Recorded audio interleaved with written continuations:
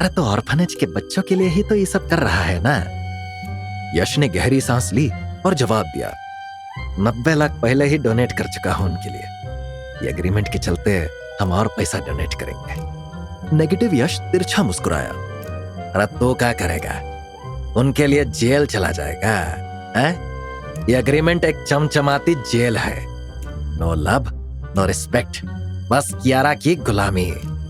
Positive यश ने धीमे से कहा, कियारा कोनो बुरी इंसान नहीं है, उसने कभी किसी को नुकसान नहीं पहुंचाया, वो बस टूटी हुई है और तुझे उसकी हेल्प करनी चाहिए।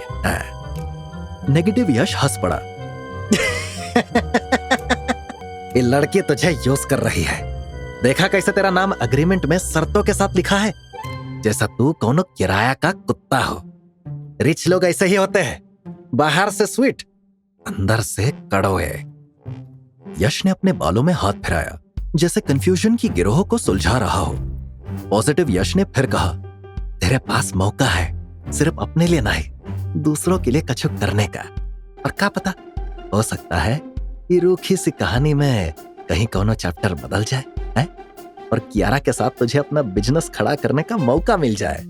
नेगेटिव यश नजदीक आकर फुसफुसाया, बिजनेस तेरे साथ? कियारा की बिलियनर वाली दुनिया में तेरी कौनो औकात नहीं है। तू एक चाय वाला है यस, और ये लोग तेरे जैसों को सिर्फ मजबूरी में अपनाते हैं, कभी दिल से नहीं। यश ने एग्रीमेंट उठाया, उसे एक बार फिर से देखा। अभी वो अगला पेज पलटने ही वाला था कि तभी उसका मोबाइल जोर से वाइब्रेट करने लगा। श्रुति का कॉल था। यश का चेहरा एक पल में गंभीर हो गया। उसने जल्दी से कॉल उठाया और वहां से श्रुति के रोने की आवाज आई। हेलो श्रुति, क्या हुआ, रो काहे रही हो? उधर से बस सिसकियों की आवाज आई। मोहित ने, वो बस इतना ही कह पाई, फिर आवाज टूट गई। क्या किया मोहित ने श्रुति, साफ साफ बताओ। यश की आवाज अब घबरा गई थी, जैसे उसका दिल किसी अनदेखी आग में झुलस रहा हो। श्रुति ने सांसों को कंट्रोल करते हुए पूरा किस्सा सुनाया।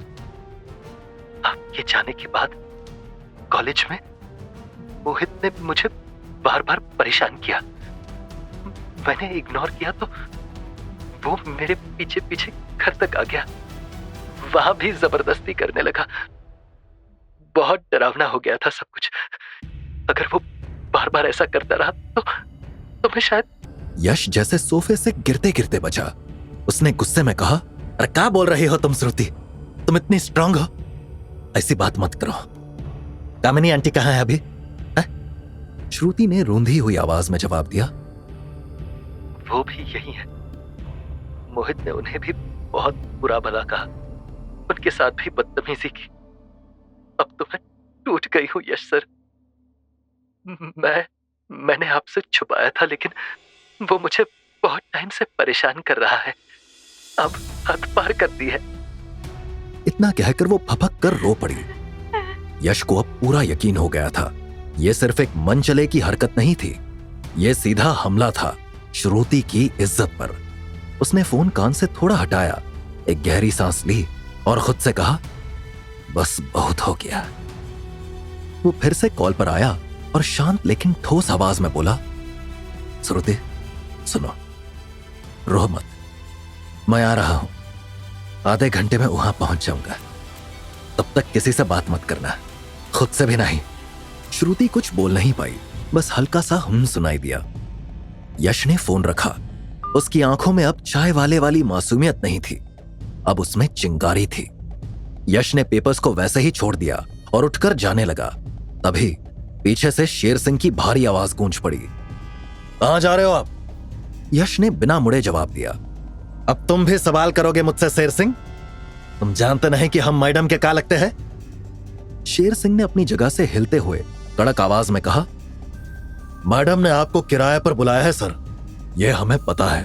अभी एग्रीमेंट साइन नहीं हुआ है, इसीलिए पहले एग्रीमेंट साइन कीजिए।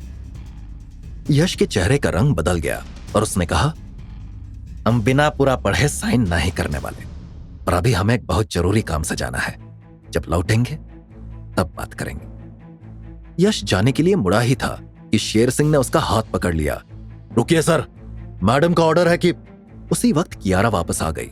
उसने जो देखा उस पर भड़क गई। आगे की कहानी जानने के लिए देखिए अगला एपिसोड सिर्फ पॉकेट एफएम के यूट्यूब चैनल पर, और चाय वाला बना बिलियनर के सारे एपिसोड्स को सुनने के लिए डिस्क्रिप्शन में दी लिंक से डाउनलोड करें पॉकेट एफएम ऐप।